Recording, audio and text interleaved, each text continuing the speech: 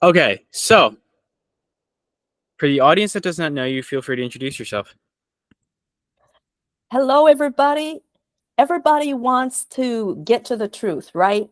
And so body language and statement analysis gives you the competitive advantage to get closer to the truth. Hey, everyone, I'm Janette Ghedotte. I'm a clinical psychologist and a badass body language babe. So I'm a deception and detection expert. So I help you spot the lies, get to the truth, and avoid costly mistakes. Thank you, George, for inviting me. Absolutely. And it's a topic that I've been getting interested more into recently. So it works out. And we connected and everything. So that's good. I'm glad we got to do this. Um so first things first, you know, when we're talking about body language and how to spot lies, right? There's a lot of misconceptions from the fact that for me, I used to be very against telling lies, like, and like how to spot a lie from body language, right? I always was very against this. I told you over the phone because I feel like there's more effective methods of doing so. However, I kind of learned as of recently, I'm like, well, maybe there is some truth to the body language thing. And there is. So explain a little bit about what gives away what the relation is between what your body and your mind says. Absolutely. See, our brain is always scanning and we're always absorbing through our five senses, George, stimuli from the environment to determine if it's safe or dangerous. From day one of our existence, the brain is geared towards our survival. That's why body language is absolutely the channel in which to convey our internal stimuli, because we're getting the stimuli from our environment, from the five senses, and our parasympathetic and automatic sympathetic nervous systems faster than we can think, right? Lickety split. They are always interpreting the stimuli and sending those impulses from our brain, from our senses to the brain and through the nervous system to react. So that's why when you touch a hot stove, bam, your whole body, reacts to that faster than you realize. The brain is more evolved. The primitive brain and our limbic system is more primitive to help us survive. So that's why even when you don't even realize you're sending messages to the person that you're interacting with, whether you like or don't like what's happening in that moment. From head to toes, George, the body always shows the truth, and the body reacts faster than verbal language can convey. So let's start from there. So when it comes to the emotions in specific, right? So, let's just say anger, for example. You know, let's classify, there's anger, there's fear, happiness, and underneath happiness we could say there's like attraction, or love, different types of seduction. So between, for example, anger and sadness, what are some of the tells of somebody's body and their general body language if somebody is angry versus if somebody is maybe attracted, right? So like let's go from one extreme to another, right? So like let's just say somebody is interested in you and like interested in what you're saying and likes you or likes talking to you, not necessarily romantically, but let's say that somebody likes talking to you, and then let's separate that and then say the person is a little annoyed with you. Okay, yes. Let's start with interested. If you are talking to a person with light colored eyes, the big tell, I think you have brown eyes, right? And I have even darker brown eyes. But if you're talking to a blue-eyed or green-eyed or hazel-eyed person, and you notice the pupils are getting larger, that means George, that their visual senses is trying to absorb all the stimuli from you. And you are attractive with good hair. So no wonder why their pupils are getting bigger. They can't control their pupils. Do you see how their pupils are giving them away? And also, nod your head and smile. Nod your head and smile like I'm doing. So if there's a tilt in their head nod and smiling, those are all clues that they're interested in you and what you have to say.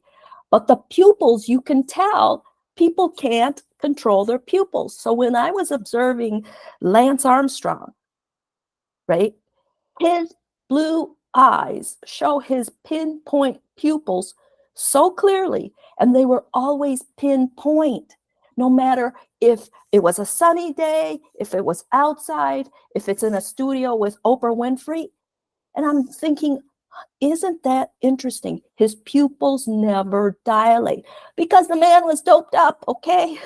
So his pupils were constricted no matter what the environmental lighting was. Do you see what I mean? And my mentor, Joe Navarro, when he was dealing with a counter-terrorist, and he noticed, or $1 million negotiation contract, he could notice the pupils of the other person when they were interested or when they were not interested. So with your fingers, George, do this. Interested or not interested or angry, okay? So that's one clue. Now, on the other side, you mentioned, what was it, annoyed or angry? Well, I was speaking very generally. So I was saying that when somebody is, I'm using very general terms, seduced, interested, versus like somebody who is maybe annoyed, right? Okay. So that's one example. Yeah. So I gave you guys clues of interested. Now, it depends on the situation of interest. Is it a business interest or a date? You know, a date may be pruning or, looking, preening to be the best. It's always relational context and situational context, who you're dealing with and what the situation is in the moment. Now, on the other side, George, annoyance, okay, or not liking what is happening. Increased blink rate,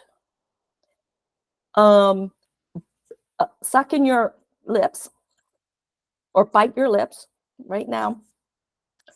So when you don't like what you hear, your lips disappear. You see what I mean? And if there's any biting or pacifying, that shows nervous energy that they have to expel. Now watch me, all of a sudden closing off your body language. Now watch me again. Distancing away, all indicators of you don't like what's happening in the moment and you're distancing away. Another clue for attraction or liking, you come closer. So even though we're on a Zoom call, audience, there are so many clues from here to here that can give you an indication of how the interaction is going. Now, George, give me a double shoulder shrug. Simultaneous, okay? So if you ask the other person, hey, you want to go out again? And she does, or he does this, the words may say one thing, but the shoulder shrug tells you something else. What are you going to believe, right? Now do an asymmetric shoulder shrug. Okay, that's even worse because it's natural to do a simultaneous shoulder shrug, but if it's asymmetric, that is not a natural way of the body reacting. So there's, one shoulder is consciously trying to remain still, but the other one gives it away. So those are some tips for liking and not liking what's happening in the moment. Well, so for me, for example, right? Some of the things that I do that when I started thinking about this of my body language and what I'm generally doing and the gestures that I'm generally making are, I bite my fingernails a lot, in conversation. Sometimes I don't keep like super great eye contact. Um, you know, and or for, my uncle and my mom pointed this out where I always touch my face. I'm always doing this. So what does it say about me if because I'm always doing this, I'm always like rubbing my Mhm. face. Sometimes I'm like picking at something. So what does it say about me that I'm always like touching my face, for example? Okay. Whenever we are pacifying and self-soothing by touching ourselves, there's a little bit of energy that we're expelling, either because of uncertainty or nervousness or discomfort. So the body is reacting by touching. Now, this is a positive because the other person that you're interacting with sees this as a positive because that means you're attentive, you're listening, you're evaluating what they're saying. Now, this is can be perceived as a negative depending on the situation, because when our fingers touch our lips, it's an indication that we're trying to block something that we don't want automatically to come out. And it's a signal that the other person may interpret as negative. So as best as you can, you know what you can do, George? Do this, finger steeple, and put it in your lap or on one of your legs, because that will help balance your confidence. Left hemisphere, right hemisphere, fingers touching, and that'll keep your fingers from gravitating to your face. Because let's say it's an interview, a job interview for the job you want, all right? You want to make sure that you convey the best possible impression. So everybody, this is a power steeple. You see how the fingers are expanded? When we feel confident, we expand. You know the peacock? The peacock is the most beautiful when it expands. Or a predator, they look their biggest and most powerful when they expand. So fingers expansion, and you can either show it during the interview like this, if you choose, or put it on one of your legs to anchor yourself, to consciously, you know, uh, anchor your fingers in the most powerful manner. This in and of itself, George, will help you feel more confident. Social psychologist Amy Cuddy, one of her most watched TED Talks had to do with power pose. So you see how I'm in a power pose? She said if you're going to present, you can go into the bathroom or a private area and hold yourself in an expanded, lifted power pose for 2 minutes, and you'll calm your nervous system down to your most powerful, confident self. Does So that when it help? comes, yeah, no, it does. It does. I appreciate it. I was thinking as you were saying that, when it comes to tells, right? The most common tells of each emotion.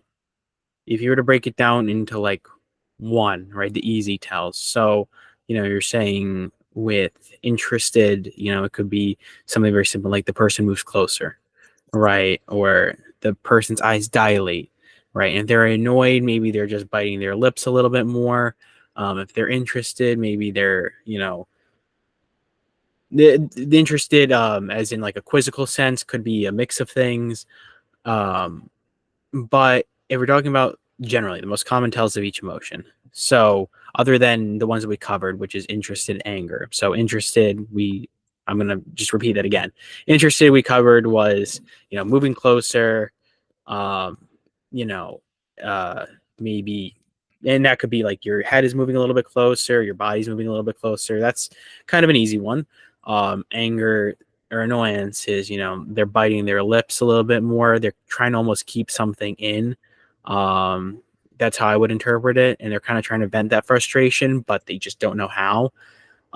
Nervous could be a number of things, like they're just moving around a lot, kind of in a chaotic fashion or even a repeated ordered fashion. And so from there, what are some of the other common tells of human emotions that you see all the time? Mhm. Everything is a tell. Everything. So depending on the situation, you want to cluster the clues. So one little body language gesture is just one piece of the puzzle. And everybody knows, remember when we were all playing with puzzles when we were kids? If you have one puzzle piece, does that reveal the whole story? No, George. You have to cluster the clues, and then the image emerges, right? It might take 8 little pieces before you get an idea of what the picture is about. So what you want to do is always be fully present with the person you're dealing with and notice everything: the sight, the smell, the sound, the visual look, and the taste of what's happening, because those will all give you clues on what's happening, and you want to cluster the clues. Now, if there's, you want to also notice any change in behavior. First of all, you want to notice, is their body language congruent or not congruent to what's happening in the moment? If it's not congruent, you have to wonder why, and you want to be investigative on why there's incongruency. I will give you an example. Christopher Watts was the Colorado man who strangled his wife and strangled their 3-year-old and 4-year-old baby. So when the TV news people were interviewing Christopher on his porch, he was doing this. He was hugging himself and he was doing a lot of this. You see how he was pacifying? His body language closed, and he was pacifying himself by rocking, all right? That's congruent to being nervous and also guilty as hell, okay? Because he knows he did it. The incongruent thing that you want to notice, George, is during that whole half an hour interview, he did not ask for help to find his, quote, missing wife or 3-year-old or 5-year-old. He never asked for help. So that's the incongruency. You know why he didn't ask for help to find them? Because he knew where they were. The wife was buried in a shallow grave, and the 3-year-old and 4-year-old body were stuffed in the barrels at his work. So even though he was trying to lie, George, his body can't think of all the scenarios that an innocent person would say and don't say. An innocent person would say, help me find my wife. Help me find my 3-year-old, 4-year-old. So congruency or incongruency, and notice, does their behavior appear to be congruent to the situation or not congruent? And if it's not congruent, then it gives you clues on how to navigate through that conversation. If you were the TV anchor, you would maybe ask him something about his missing wife. And when the journalist did finally ask him, he noticed that Christopher didn't say his wife's name. That's congruent to his contempt for his wife, whom he choked out. Once the anchor person finally said, "What's your wife's name?" He said it, but he said it with a Elvis Presley snarl of his lips in contempt. That's a micro expression of contempt, George, that he didn't love his wife. You see?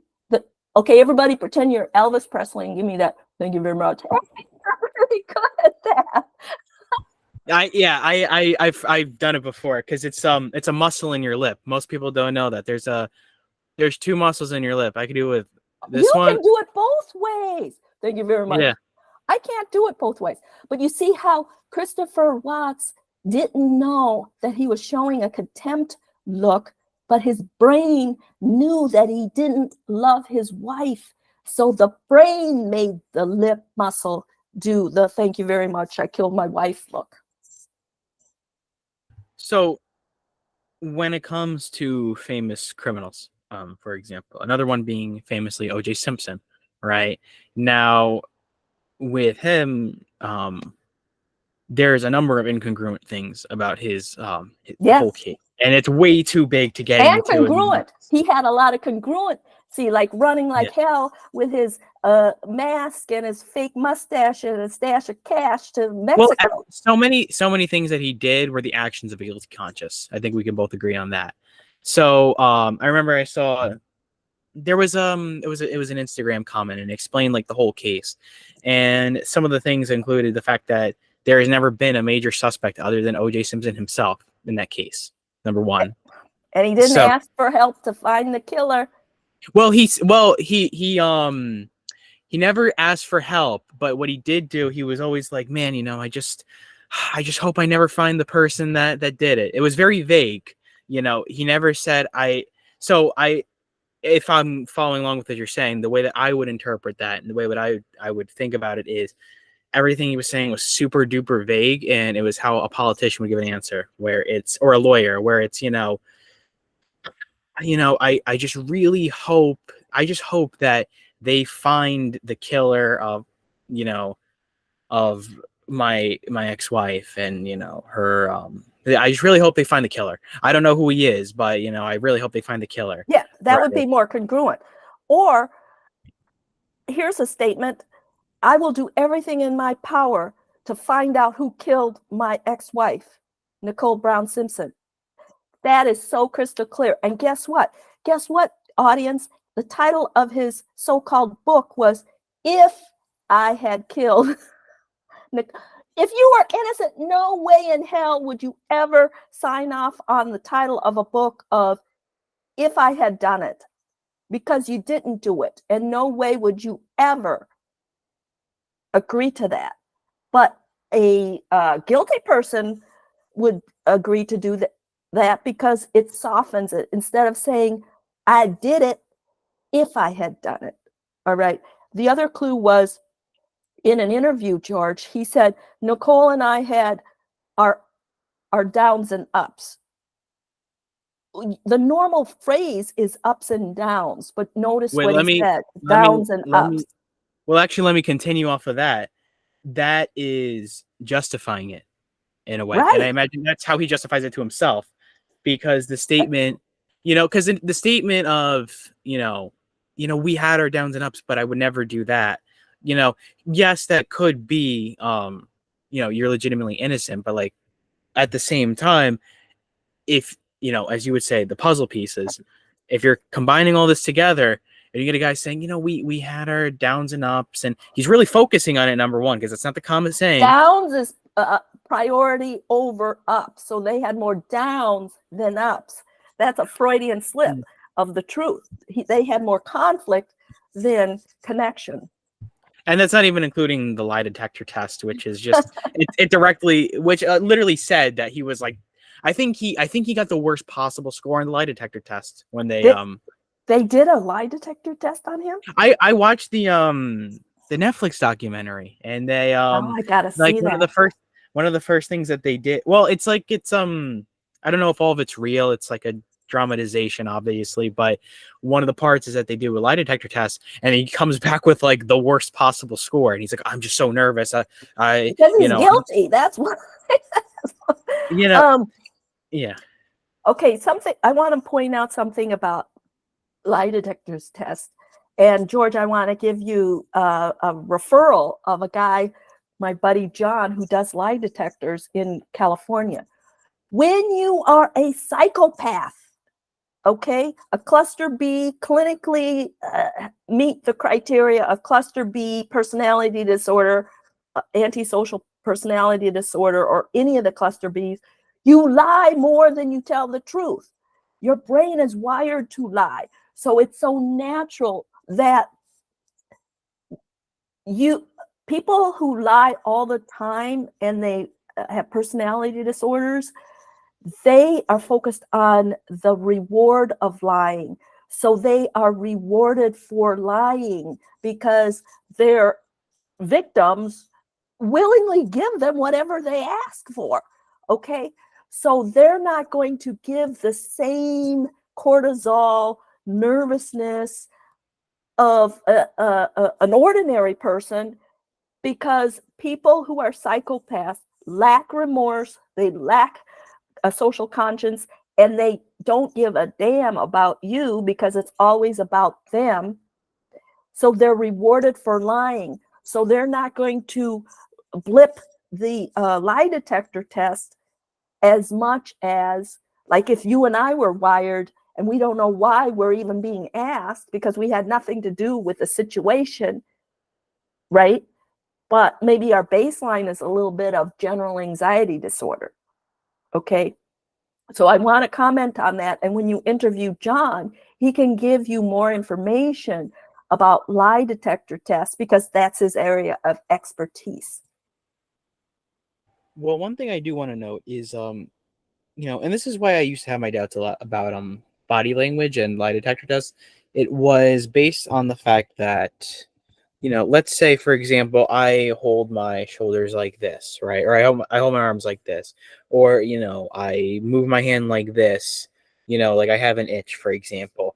How do you tell the difference between, maybe a cold room, or, I have an itch, or maybe I have, I don't know, anemic people get cold all the time. My mom's Mhm. anemic, so, she gets cold all the time. So, or, whatever. How do you tell the difference between somebody that is maybe, as you would say, generally just a little bit more anxious, and you bring them to this room, and then you're like, okay, like, where were you here and there, we're gonna ask you about this murder, and they're just like a little bit nervous and they're a little bit Right. thrown off.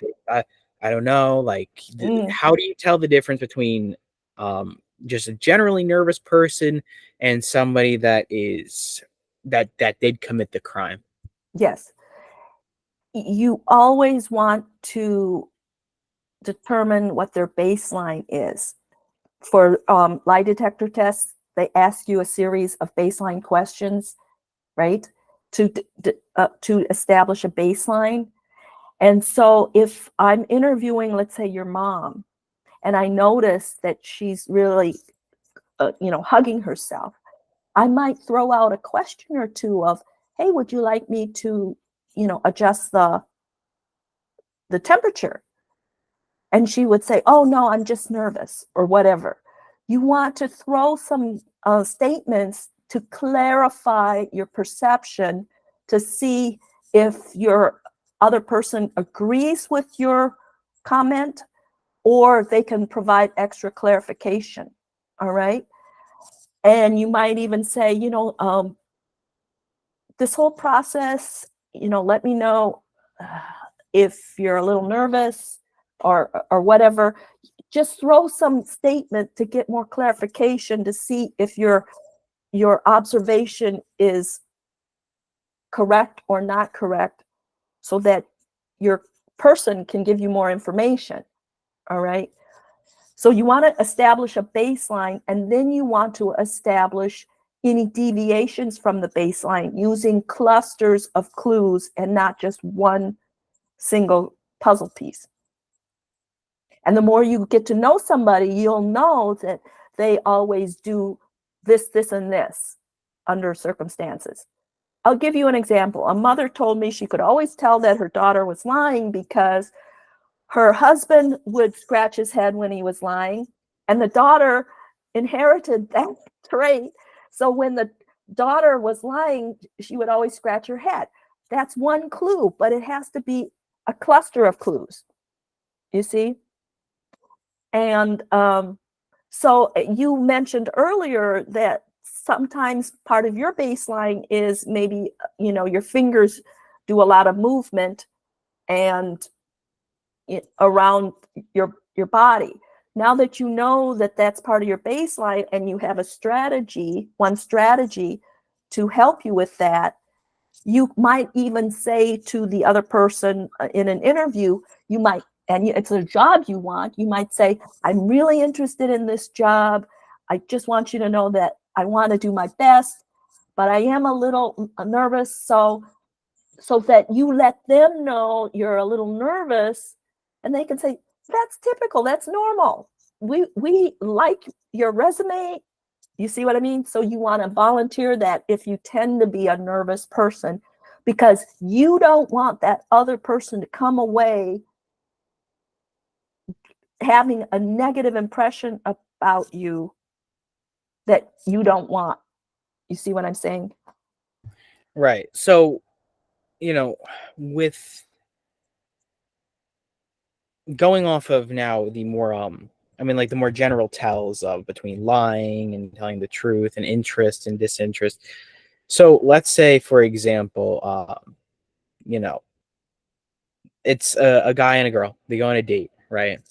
And so, the one problem that a lot of guys have is, and girls too, actually, I should say, it's really not just guys, but it's both sides have a tough time with telling, does this person really like me, or are they just being nice? That's an example, Oh, yes, right? yes, yes. That's good. So, That's good. and it's a question like sometimes I've asked myself where I'm like, is this person like interested, or are they just being like nice to me? Yeah. What do they really want? So, when we're talking about tells and, the differences, you know, how do you tell the difference between somebody that's like romantically interested versus just this person is just friendly naturally and they're naturally extroverted, and or they're just naturally a likable magnetic person, right? So how do you tell the difference between nice versus romantic interest, as an example? Those are excellent questions, because society um, influences more females to be polite and quote nice. And so we may soften our impressions a little bit uh, due to social etiquette, whereas guys might be a little bit more direct and not do those tactics. Always give the other person multiple opportunities to indicate interest or non-interest. Okay. Continue to talk to them, continue to look and observe their body language under a variety of situations, and see how they react.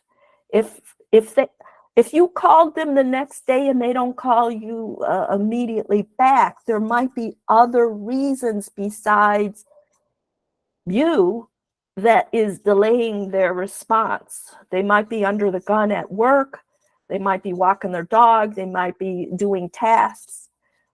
Be bold enough to ask enough questions to get the answer you want, right? And you say, hey, you know, I want us to be both straightforward, and uh, I really like you, and I'm wanting an honest answer about, would you like to go out again?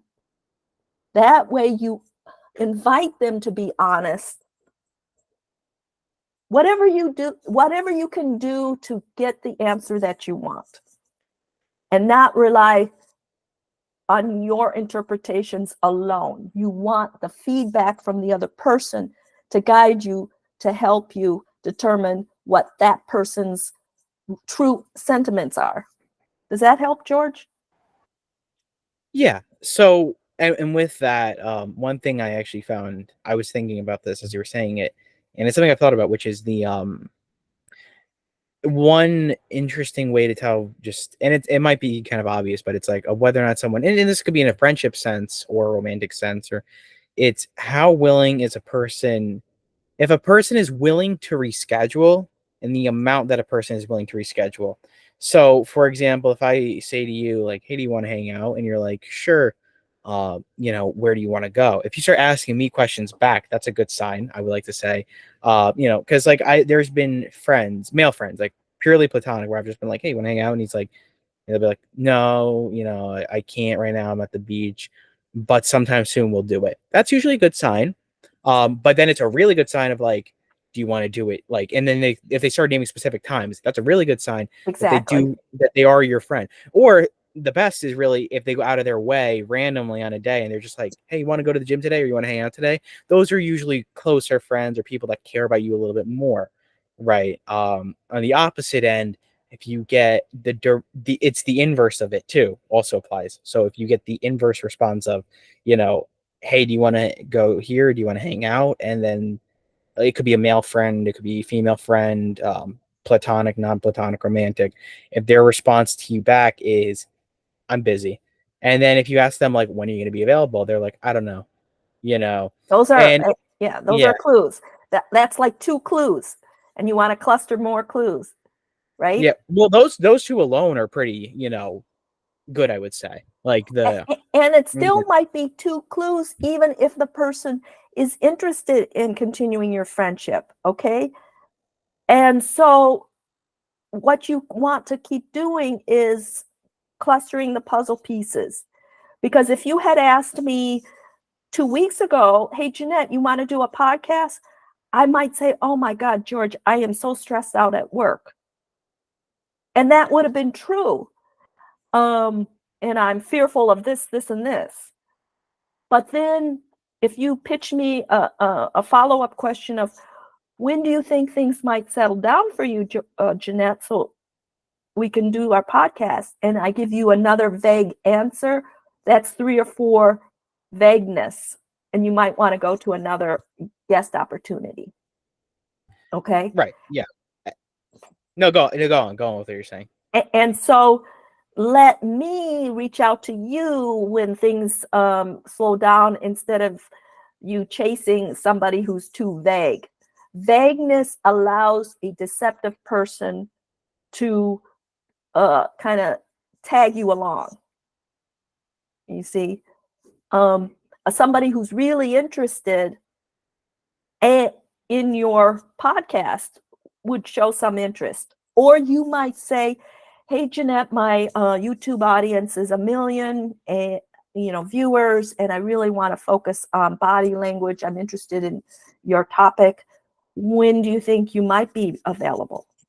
And if I still give you a vague question, you can leave it in my court and say, tell you what, you let me know when you're available. That's an easy way out without embarrassing your prospects.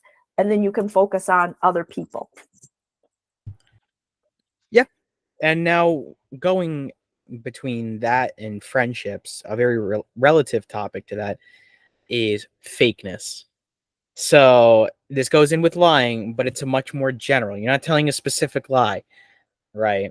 When I say fakeness, I mean as in the person is not who or what they present themselves as. So, you can I'll use a textbook example.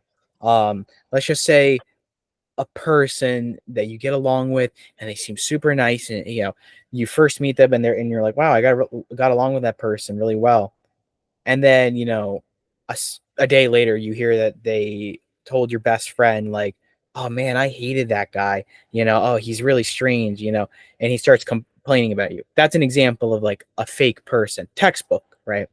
So, how do you differentiate between somebody who is genuinely nice and interested and friendly, or, not even interested, but they're just like a good person, right? They don't have they're not trying to represent themselves as something else. They're not trying to lie to you. How do you differentiate between that person and a fake person? Trust your instincts. We are all energy. So your body is absorbing the energy of the other person. And if you feel at ease and comfort, and you can sense that person is a genuine person, trust your instincts. If you get any vibe from your friends or incongruent behavior from that individual that makes you want to pause, like, I, he complained to my friend about me, bam, that's a red flag. That's a red flag that you can redirect your energy to a more positive energy force, right? A better human being. But always cluster the clues just to make sure that your impression is as accurate as it can be about the other person. And trust your instincts. Your body is absorbing all the stimuli automatically, right? You know, and you can tell who a genuine, honest, high integrity person is through their behaviors and their words. And the more time you spend with that person, if their behaviors and words are congruent with a high quality person, then you get a sense of what they're volunteering is high quality or not, right? If they, let's say you're hanging out with a friend and they go above and beyond to help an animal in need, that goes in the high quality, category. If you go out with your friend and they're rude to the waitress or waiter, do you see what I mean? That can go in the non-high quality category. I hope that helps answer your question. It does. No, it does. So it's the clusters, it's the clues, it's the little things that always the clusters. Always the yeah. clusters. So now let's push forward on the fakeness idea. So let's take highly, highly manipulative people, right? Yeah. So, for example, let's take Jeffrey Epstein, right? So with him, he is somebody that I'm sure everybody's familiar with. I don't need to really give too much background on who he is, but he was highly, highly, highly manipulative, but he was highly, highly seductive, right? Because I watched his documentary, right? As a person, in the sense of, for example, his lawyer. Do you know who Alan Dershowitz is? He was a lawyer in, So Alan Dershowitz, when he spoke about Epstein as a friend, he remembers that when I say seductive, I'm not saying romantically or necessarily. I'm talking seduction in terms of like being a likable or magnetic person or being charming and manipulative. Right. Yeah. So just getting somebody to be interested in you or like you or whatever. So with Epstein, one of the things that he would do is that Dershowitz, he wrote up a book and he asked Epstein or Jeff to edit or to read over his book. And Jeff went above and beyond to not only read the book, but make extremely detailed notes in every single part of the book, or paper, or whatever it was. So when Alan got it back, he was super flattered, and he's like, "Wow, this guy really cares," because he spent all this time. Keep in mind this guy's like a billionaire. He owns a business, whatever. He's taking time out of his day to read my book. Very And seductive. That's a highly, highly seductive, because that's something that's a passion project, right? So that's something that he cares about, and he cares about it as well very deeply, because that book is an extension of him. So when we're talking about a guy like Jeffrey Epstein, who is one of the most evil people that is out there in the public, who molested and raped and did all these horrible things, how do you differentiate between somebody who is very charming but deeply, deeply evil, or manipulative, or not serving your best interests, versus somebody who actually does care and does those same types of actions? Again, getting off the fakeness point. Sexual predators and psychopaths are always on the lookout for their mark and their easy targets. So they are playing and selecting specific people who they know they can manipulate or have an advantage over. All right. And Alan Dershowitz fell in that category. And by the way, Alan Dershowitz was one of the accused of the Jeffrey Epstein scandal. So to not make yourself an easy target, you have to get the skills that you need to be able to detect and decode body language and deception. And you have to have high self-esteem and high self-awareness of not only your own human behavior, but other people's human behavior in order to help you navigate through people who don't have your best interests. Predators look for certain types of people. I'll use Michael Jackson, for instance. He chose sickly, young adolescent boys who don't have father figures and don't have strong family members to protect those boys. Do you see what I mean? So when Michael was flattering those boys with attention to Neverland and giving the boys gifts, he absolutely had a power position over an 8-year-old or a 12-year-old or a 13-year-old. Do you see what I mean? And the mothers of those kids might have been flattered too, because this mega international star is paying attention to their kid. So when Michael Jackson was saying, "Oh, can Stevie come and stay the weekend with me?" The parent, the single parent, may have been so flattered by that they said yes.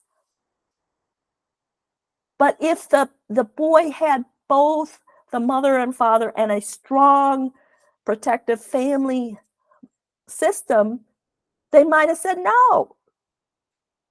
So part of the situation, George, is predators and evil people are absolutely looking for their easy target mark.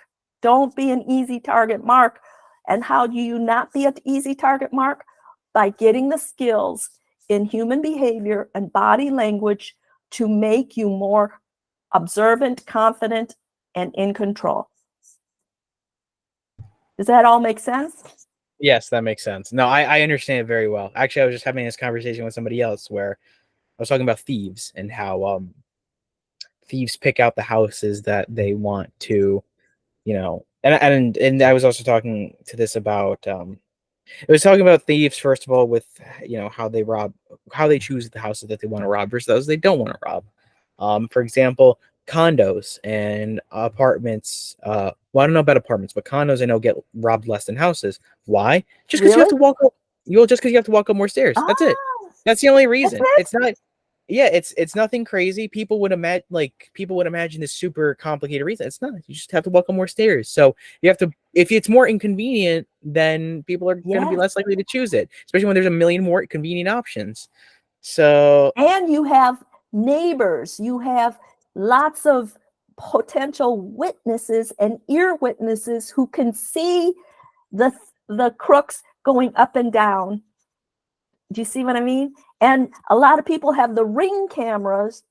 So even if the specific condo that you're trying to break into doesn't have a Ring camera, guess what? The neighbor might have it. And that's how they busted Christopher Watts, the California killer, because the neighbor's Ring camera, George, captured him dumping the body of his wife in the pickup truck in the middle of the night, like at 2 or 3 a.m.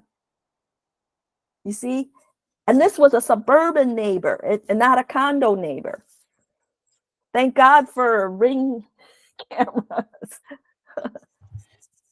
yeah, I will note that what's it called? The apartment statistic is that apartment renters do get robbed, I think, twice as much as homeowners. But Really?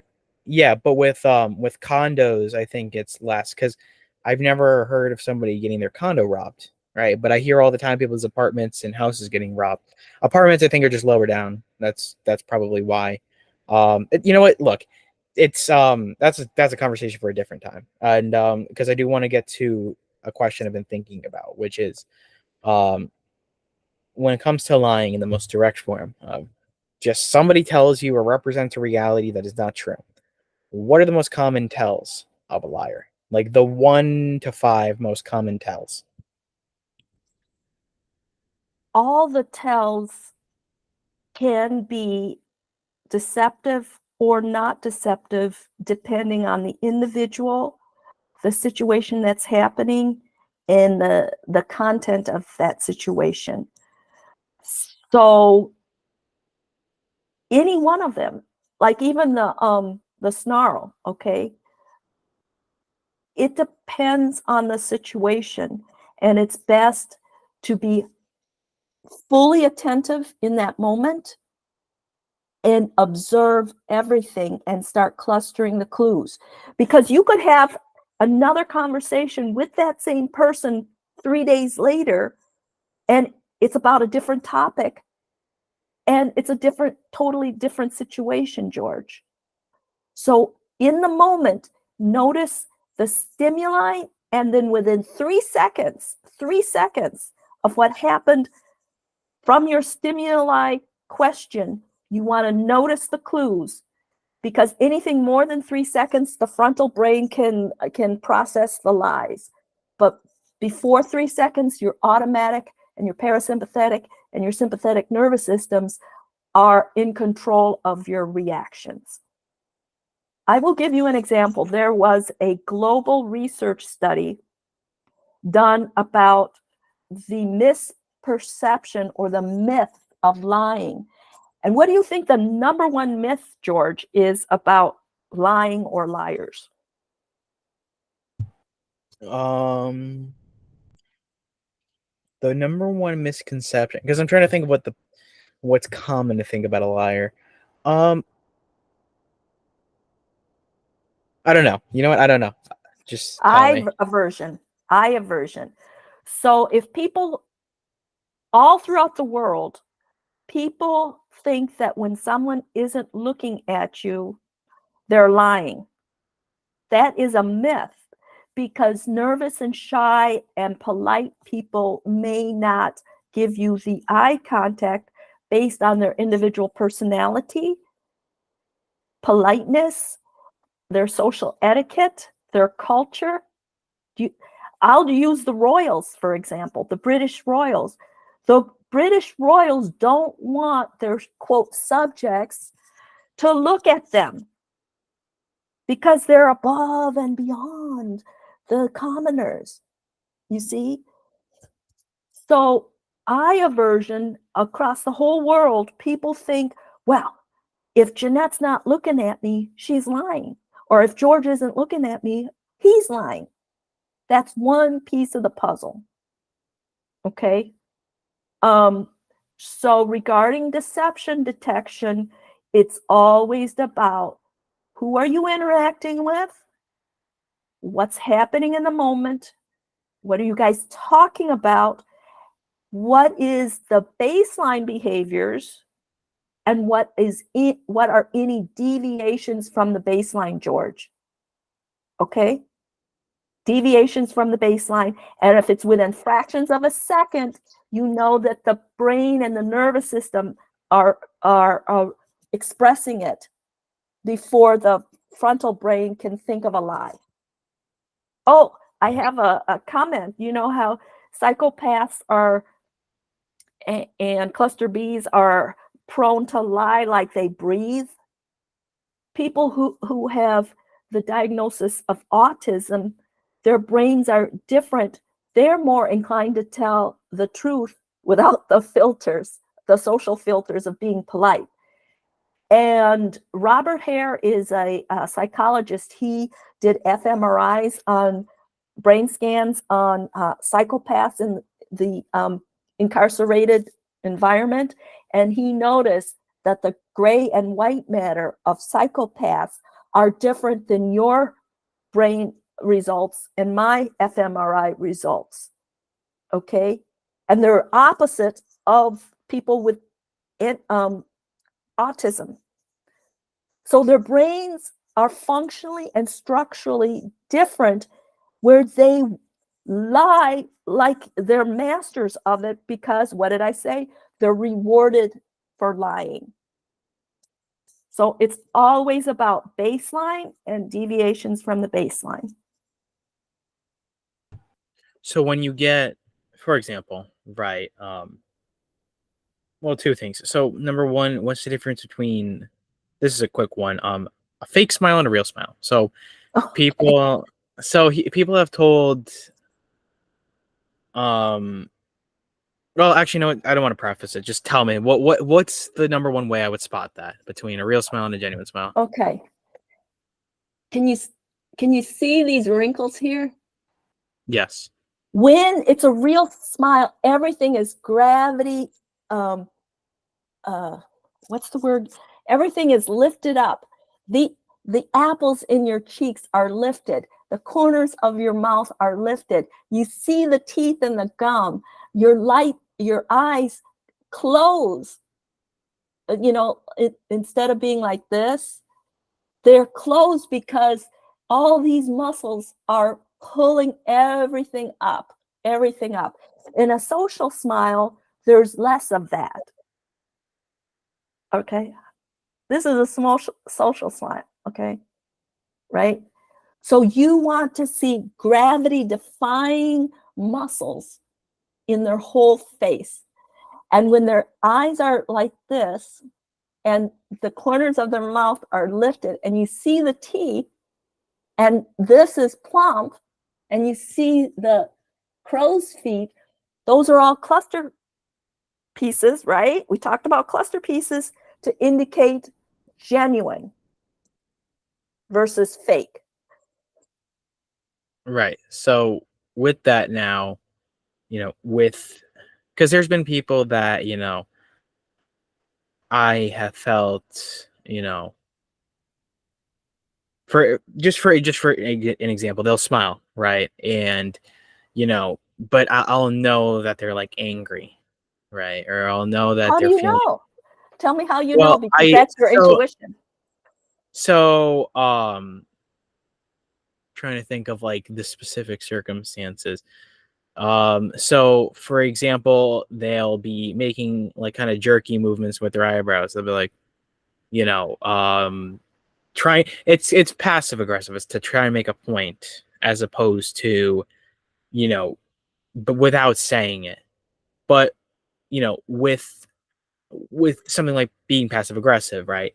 How, or, trying to not tell the person, but trying to show it, which I notice, and this isn't to be sexist, but women tend to do it more often than men. Yeah.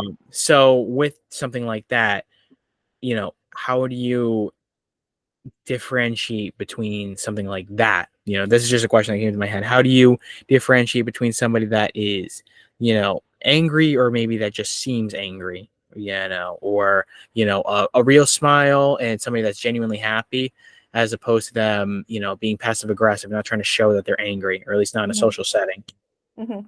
Well, I gave you some very good clues about genuine smiles. You want to see everything in gravity-defying muscle pull-up movement, right? Regarding anger, you just want to notice what's congruent in that situation and incongruent. So if they're saying I'm not angry, but their nostrils are flaring and they're giving you a steely eye, that's incongruent, right, George? Trust your instincts and believe the body. If the body tells you one thing and the words tell you something else, what are you going to believe? Believe the body, because the body has the nervous system to back it up. Words are only words. And if the body doesn't back up what the words are saying, there's incongruency. Trust your instincts. Your instincts can absorb all that, and it helps you navigate through what is congruent or incongruent. All right. So for right now, let's see. I'm just gonna like culminate what we've learned, or at least a little bit of what I've learned. So one of the things that you kind of certified that I knew beforehand, but you reinforced it. That's the word I'm looking for. You reinforced it. So it's when you get big, you can kind of see it as almost like a projection of your internal self. Like you're going outwards. You're confident in who you are. So you're free with it. Expansion, yeah. Right. So again, moving towards, moving away. I've heard this before too, but you also reinforced it, which is, that's also kind of a tell of just your basic internal self of like where is your attention, or where do you want to be, really? That's a better way to put it. Where do you want to be? If you're, the feet, for example, when your feet move towards somebody, that's a sign of interest usually. That's one that, yeah, you're just clapping your hands. That's a good one. I found the eyes, if they dilate, they are a little bit more excited, And as interested. They're yeah, they're taking in all the stimuli in that situation. They're interested in what's happening in this moment. right. I'm just trying to think. Figure out a person's baselines. So, you know, don't think that every single thing is a tell. You have to figure out what a person is naturally, because there's people that they'll try and learn body language and they'll try to apply it to every single person, and some people are just naturally a certain way. Um, and those are some of the main ones. I don't want to, because I have other questions too, but yeah, okay. So from there, and going to the topic of whether or not a person, how a person truly feels, and when it's like truly getting to the root of that, of like getting to the root of like how a person truly feels about you, or maybe the situation. But on a person to person basis, how a person truly feels about you, because people get betrayed all the time, and people get stabbed in the back all the time, and people, things happen. And there's a quote where it's like the worst part of betrayal is the fact that it never comes from the enemy, right? There's So always collaboration on betrayal. The clues are always there, George. It's not paying attention to the clues, not being aware of the clues, but the clues are always, the deceptive clues are always there. And when you're trained in body language and understand human behavior and statement analysis, you give yourself the advantage of catching those clues more often than not. Look, I'll use Tiger Woods, for example. Tiger Woods cheated on his wife more than he can even count. But the clues were always there. The clues were always there. His wife didn't want to believe the clues. She wasn't trained in body language and statement analysis, is my guess. And she didn't want to face the truth. But he always gave clues. Liars always give clues. Whether or not you catch the clues is up to you.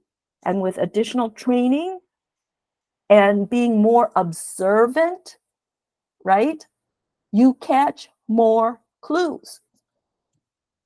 Make sense? I think it does. Yeah. So one thing I do want to actually ask too is, just out of personal curiosity, from the hour that you've spent with me as of right now, what have you been able to tell about me from my body language?